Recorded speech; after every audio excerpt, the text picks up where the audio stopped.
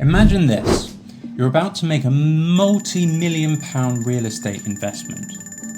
But instead of relying on your own memory of books you've read or scribbled notes in a margin, you can literally call up people like Peter Lynch, Morgan Housel, The Psychology of Money, what a great book, Daniel Kahneman, Thinking Fast and Slow, and Richard Thaler, Nudge, an unbelievable book. No, you can have them right by your side, right on your laptop, and we have them to advise you on your deal. That's what I mean by building a second brain. And today I'll show you exactly how I do it, step by step, with a brand new book, One Up on Wall Street by Peter Lynch. Then I'll show you how I link all of those individual advisors into a third brain, a kind of super advisor, if you will, that pulls wisdom from multiple books at once. This isn't science fiction, it's just smart use of AI, and I'll walk you through it like you've never touched ChatGPT before.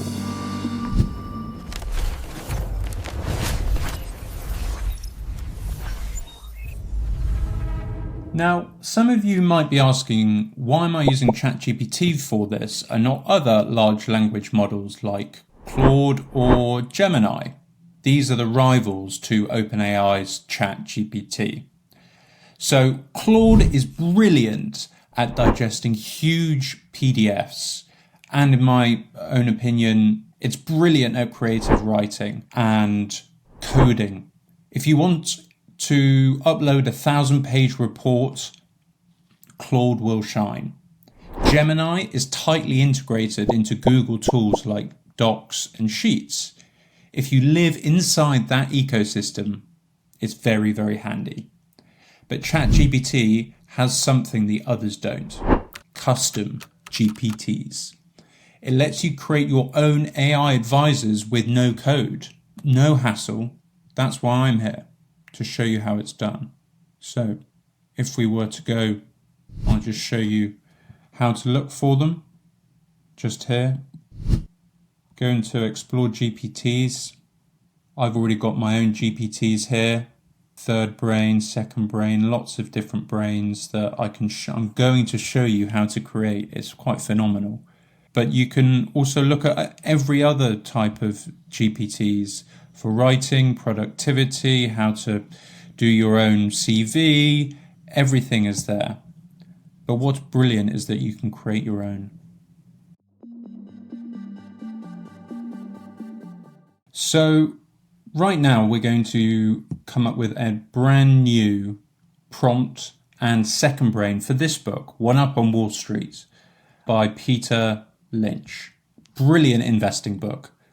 Similar to Psychology of Money, which is one I've done before, Daniel Kahneman, Thinking Fast and Slow, and Richard Thaler with Nudge. All of them combine into my third brain.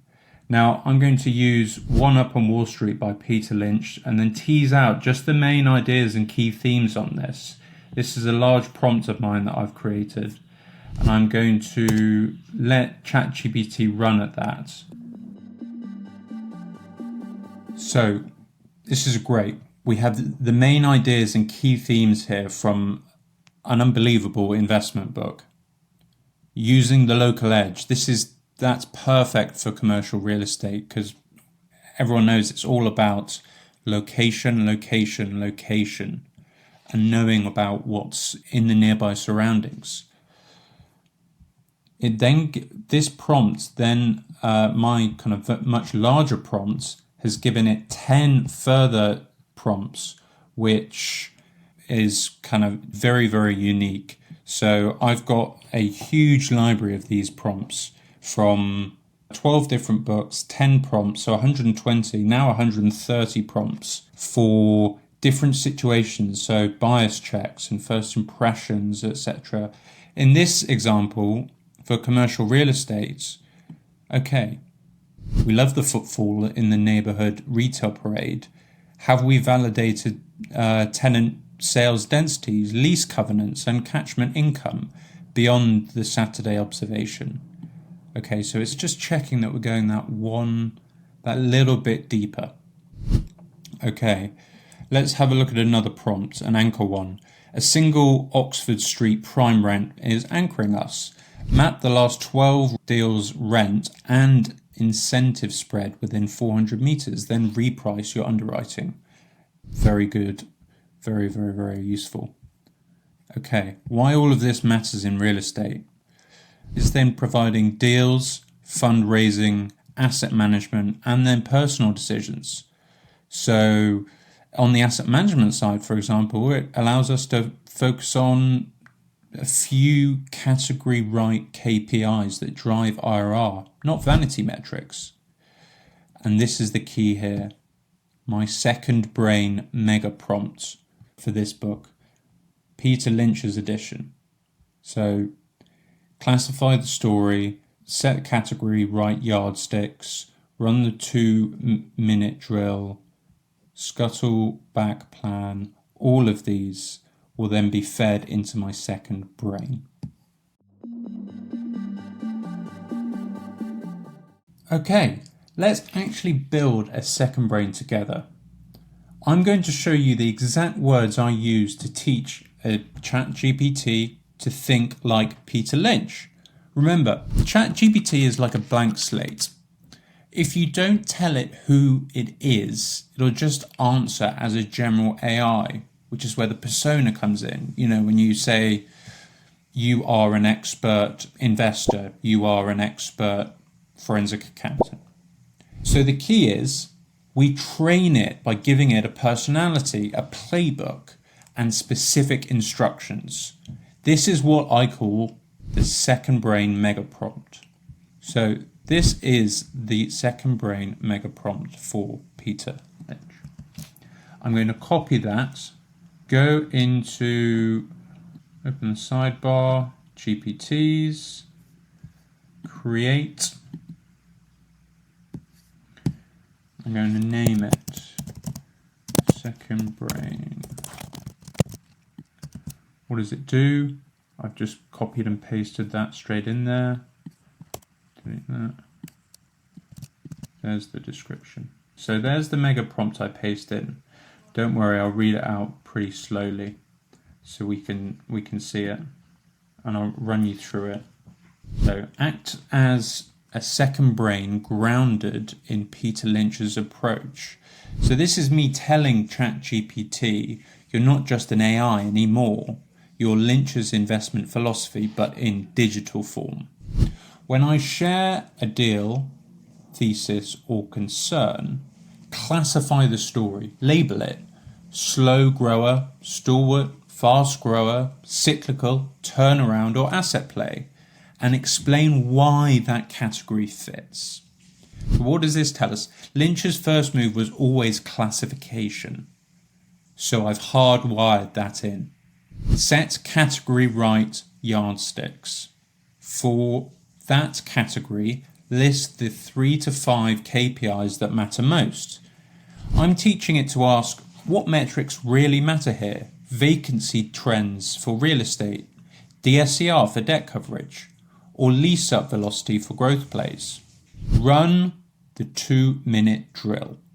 2 sentences for the thesis, 2 sentences for what disproves it.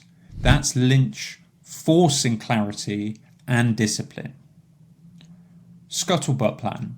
Lynch was famous for walking the mall, talking to managers, calling suppliers. So I tell the AI, give me 5 real-world checks I could run before wasting more time. Base rate frame. Give me comparable cases with probabilities. That way, I don't just hear a story, I see where it sits against history. This is crucial. Edge or ego. This forces the AI to tell me, okay, am I actually seeing something unique, or am I just echoing a story everyone already knows? Risk, map, and runway. Top 3 risks with time and cash buffers if things slip. This makes sure we're not blindly optimistic. Position sizing and stop. Lynch loved sizing bets based on conviction. So here the AI suggests how big the position should be and when I should cut if the story fails. Anti-divorcification check. If this is dragging me into an area I don't understand, the AI challenges me to stay closer to my circle of competence. And finally, one-page verdict. At the end, I get a blunt one-page summary, category, thesis, KPIs, base rates, risks, evidence, and verdict. No fluff. So that's the mega prompt. Think of it like uploading Peter Lynch's mental checklist into ChatGPT. Every time I throw it a deal, say a shopping centre with a gym tenant, it doesn't just give me a vague answer. It runs through the whole playbook. Classify, drill, scuttlebutt, base rate, risks, stop loss. It basically forces me to think the way Lynch would, but faster, more structured, and available 24/7. Okay, so for example, let's assume I'm going to ask it here. Retail asset on Bond Street at a 4% yield. Assume 60% leverage. The anchor tenant is a luxury brand. 10-year WALT, ERV growth at 3%. Exit yield 4.25%. Okay, let's test this out. I've pasted it into my Lynch mega prompt and see how I'm going to feed it into a real estate case. Okay, here we have the stalwart. This isn't a fast grower or turnaround play. It's core income driven. That's what we knew. That's what you do at Bond Street. Okay.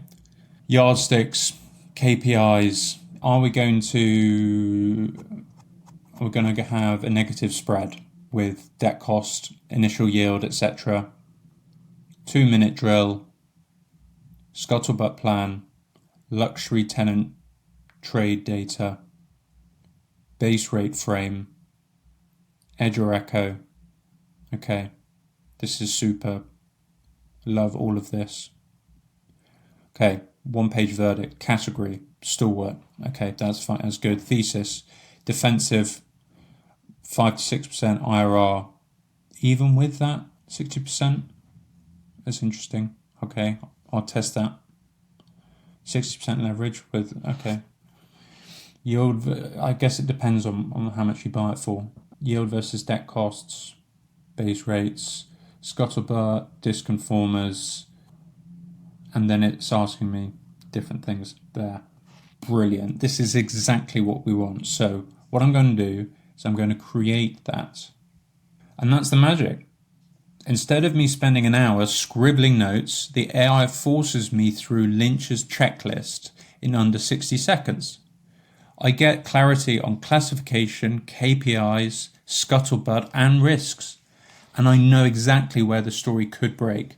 That's what I mean by a second brain. I'm going to save this down as anyone with the link. So if anyone would like the link for this, just comment below. ChatGPT has stopped me there because Lynch could be... Okay, I'm going to go P Lynch like that. Create and save. That's all saved. So, guys, if you want it, just let me know in the comments below. I'm going to view the GPT now.